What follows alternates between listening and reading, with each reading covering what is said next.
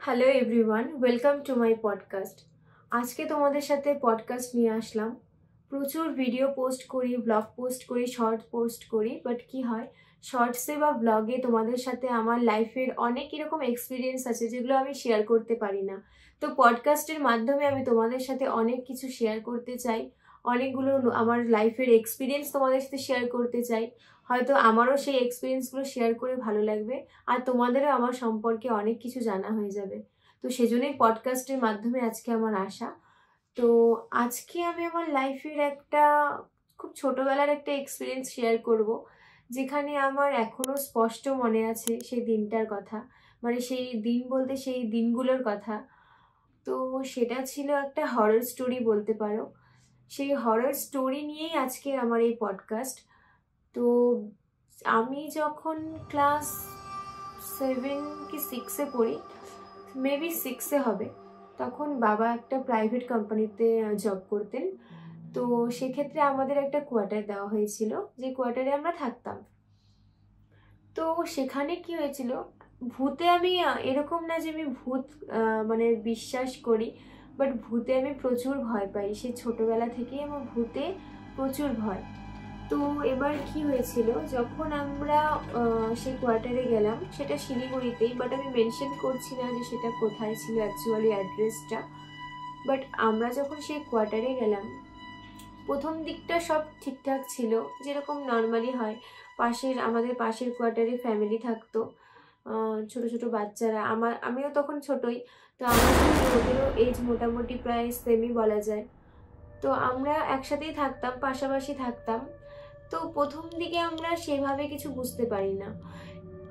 তো দিন এভাবে যেতে থাকে। তো একদিন কি হয়, আমাদের যে কিচেনটা ছিল, আমাদের মানে বাথরুমটার ঠিক পাশে, মানে বাথরুমের পাশে ছিল কিচেন, কিচেনের পাশে ছিল দুটো পরপর বেডরুম। তো একদিন কি হয়, মা কিচেনে রান্না করছিল। তো আমি সন্ধ্যাবেলা পড়তে বসেছিলাম, তখন সেই সময় বাবাও বাড়িতে ছিল না আর দাদাও ছিল না। তো আমি পড়তে বসেছি আর মা কিচেনে রান্না করছে। তো হঠাৎ করে মা মানে একদম বুঝতেই পারে যে কেউ হেঁটে মানে কিচেনের দিকে আসছে। আর কিচেনটার পাশেই আমাদের মানে রাস্তা ছিল, বাথরুমের সাথে যেটা বললাম, মানে সেটা দিয়ে আমাদের দুটো গেট ছিল। একটা মেন রুমে যাওয়ার সাথেও রাস্তা ছিল, আরেকটা রাস্তা ছিল যেটা হচ্ছে আমাদের কিচেনের রাস্তা থেকেও যাওয়া যেত বাইরে। তো মোটামুটি সন্ধ্যের দিকে সেটা সময়টা হবে, সন্ধেবেলার দিকে 6টা 7টা হবে সেই টাইমটা। তো সেই সময় মা কিচেনে রান্না করছিল। তো হঠাৎ করে মা শুনতে পারলো যে কিচেনের পাশ থেকে কেউ হেঁটে আসছে, মানে কিচেনের দিকে হেঁটে আসছে। তো এবার মা ভেবেছিল হয়তো দাদা, সন্ধেবেলা হয়তো দাদা বাড়ি এসেছে, কারণ বাবার ওই টাইমে বাড়ি আসার কথা ছিল না। মানে বাবার আস্তে আস্তে প্রায় 8টা বেজে যায়, 8টা থেকে 8:30।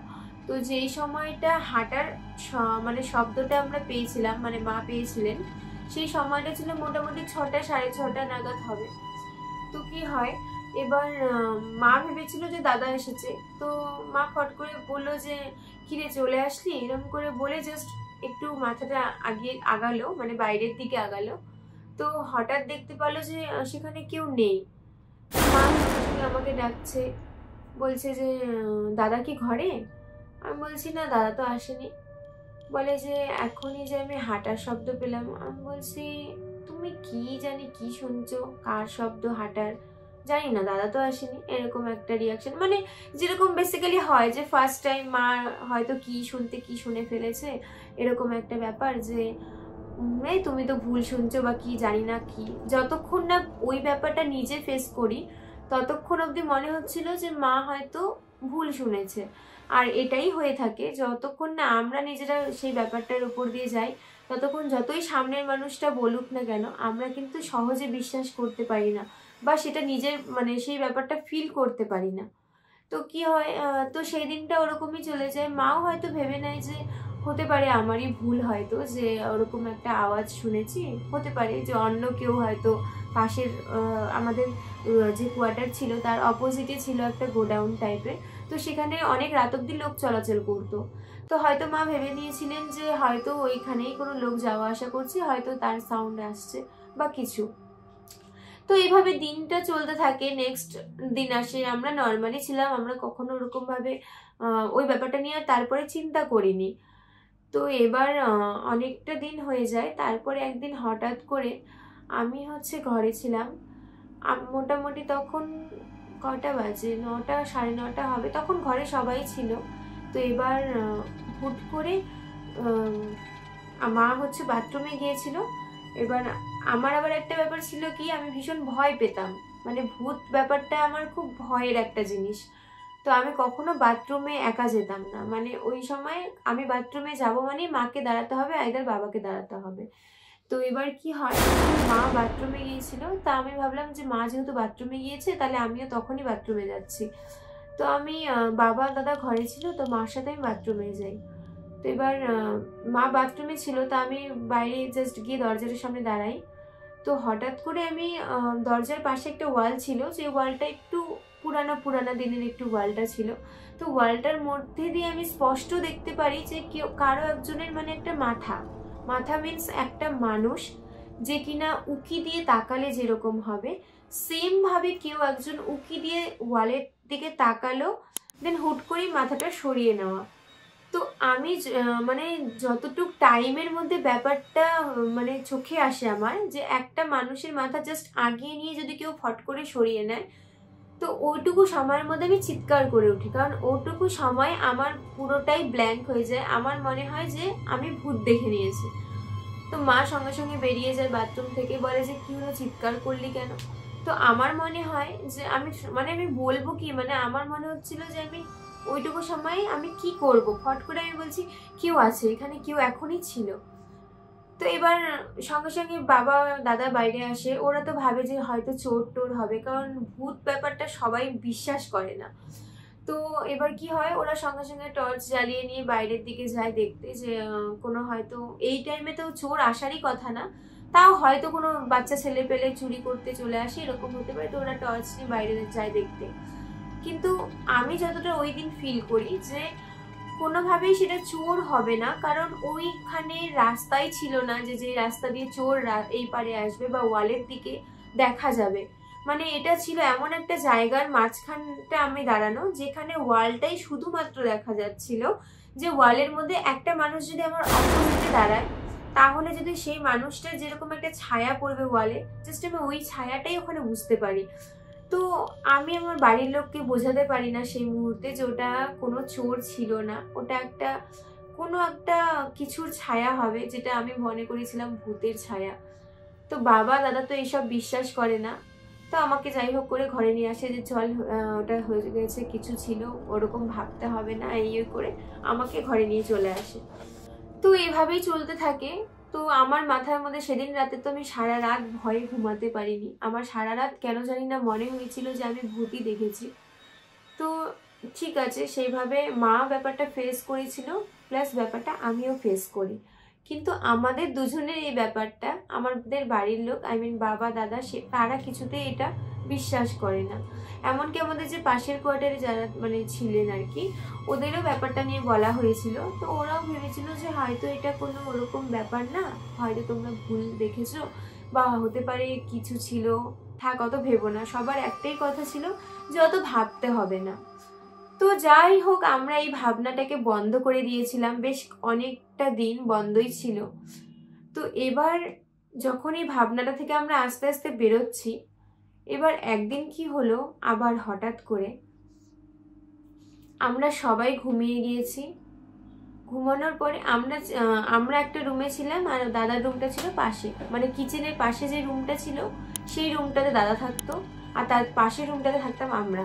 তো এবার রাত্রিবেলা হঠাৎ করে, আর দাদা যে রুমটাতে ছিল সেটা দরজাটা ছিল স্লাইডিং দরজা, মানে যেটাকে আমরা ভেতর থেকে লক করতে পারতাম না, জাস্ট ওর টেনে দিত আর দরজাটা লক হয়ে যেত। তো এবার বাইরে থেকে সেটা খোলার কোনো ব্যবস্থা ছিল না, ও ভেতর থেকে যদি দাদা খুলতো তাহলে দরজাটা খোলা যেত, বাইরের সেভাবে ব্যবস্থা ছিল না। এবার কি হয়, হঠাৎ করে মাঝরাতে আমরা ওই দরজাটা আচমকা খোলার শব্দ পাই বাইরে থেকে। এবার সেদিন প্রথম বাবা মা দুজনে বুঝতে পারে, বুঝে নিয়ে মানে যখন ওরা আর কি বুঝতে পারে ব্যাপারটা যে জোরে টানার শব্দ, তো ওরা ভাবে যে হয়তো দাদা উঠে এই রুমে আসছে, কিছু হয়তো হয়েছে বা কিছু, এটা একটা ভাবনা ছিল। তো অত জোরে দরজা খোলা শুনে মা সঙ্গে সঙ্গে উঠে দাদাকে ডাকে যে কি হলো, দরজা খুললি, তুই কি এ ঘরে আসবি বা কিছু। তো দাদার কোনো সাউন্ড তারা পায় না। তো যেহেতু সাউন্ড পায় না, তো ওরা মানে সেদিনটা খুব ভয়ানক লেগেছিল আমাদের, যে হুট করে মাঝরাতে অত জোরে দরজাটা কে খুললো। প্রথমে আমরাও ভেবেছিলাম হয়তো আবার চোর এসেছে, বাট ওরকম ভাবে বাইরে থেকে দরজাটা খোলার মতন কোনো অপশনই ছিল না, যেটা আমি তোমাদের ফার্স্টেই বললাম। প্লাস ভেতর থেকে দাদা ঘুমোচ্ছে, তো দরজাটা খুললো কে। তো এটা নিয়ে পরের দিন, সেদিন রাত্রে আর কিছু হয় না, সেদিন রাত্রিটা ওইভাবেই চলে যায়। পরের দিন সকালে আমরা পাশের কোয়ার্টারে তাদেরকেও বলি যে এরকম দরজাটা এরকম খোলার শব্দ হয়। তো ওরাও তখন ব্যাপারটা নিয়ে সিরিয়াস হয় যে হ্যাঁ এটা তো কিছু, এখন গিয়ে মনে হচ্ছে যে এটা সিরিয়াস কিছু।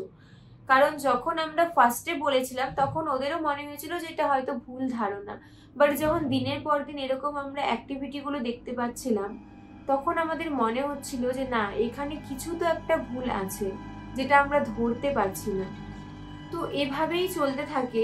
এবার একদিন দুদিন পরপরই সেম রাত্রিবেলা করে দরজাটা টানার শব্দ হতো, সেম ভাবে।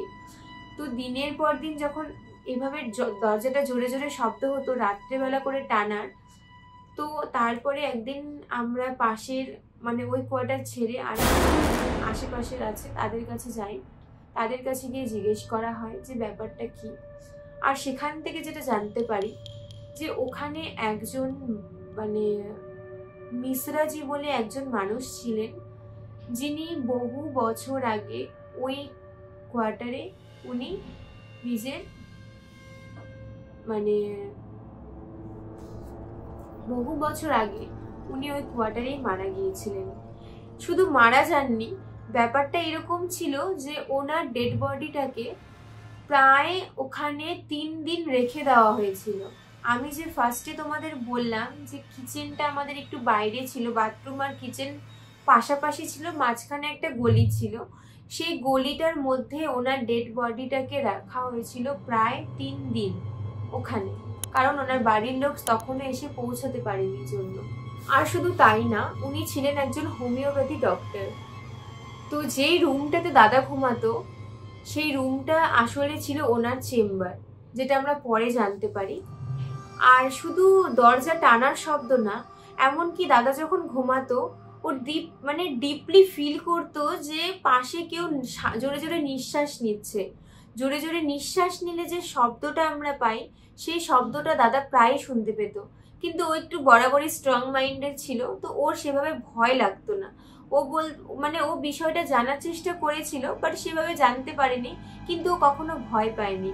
তো এবার কি হয়, যখন আমরা এই পুরো বিষয়টা জানতে পারি, আর যখন আশেপাশের লোকজনের কাছ থেকেও আমরা জিজ্ঞাসা করাতে এই ব্যাপারগুলো শুনি, তখনই জানা যায় যে ওটা ছিল একটা নিজস্ব চেম্বার, যেই চেম্বারটা উনি ওনার মতন করে সাজিয়েছিলেন। ভীষণ পছন্দের একটা জায়গা ছিল, কারণ উনি সেখানেই ওনার কাজ করতেন।